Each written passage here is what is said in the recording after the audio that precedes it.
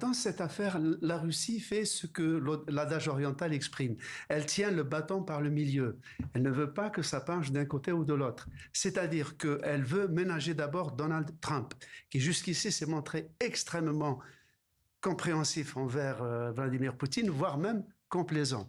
Donc il ne faut pas prendre des positions ouvertement anti-israéliennes en étant derrière le régime iranien, mais en même temps, il joue aussi sa crédibilité dans le Grand Sud et auprès de ses alliés iraniens en tant que pour sa fiabilité, d'autant plus que tout le monde se souvient avec quelle facilité la Russie a lâché Bachar el-Assad. Donc elle pourrait lâcher aussi l'ayatollah Khamenei?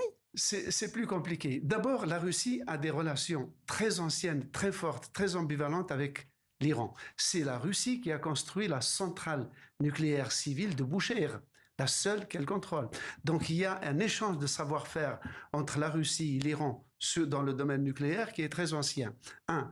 Deux, toutes les armes que l'Iran utilise et importe, les importe de Russie. En même temps, rappelez-vous que pendant la guerre contre Daesh en Syrie, la Russie et l'Iran étaient main dans la main avec le Hezbollah et le régime syrien. Autre chose, pour la Russie, cette affaire Israël-Iran n'est pas un duel entre l'Iran et Israël.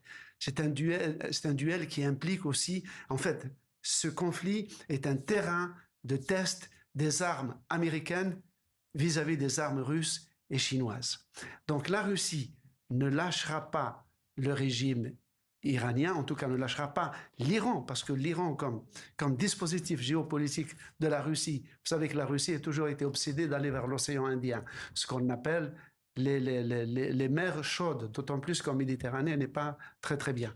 Donc la Russie va soutenir au maximum l'Iran, très probablement que le système anti-aérien de l'Iran a été ou va être reconstruit par les Russes, peut-être aussi par les Chinois.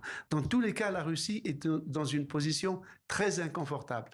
Merci, voilà, merci Slimane pour cette, effectivement, vous nous l'avez expliqué, ce jeu d'équilibriste pour Moscou.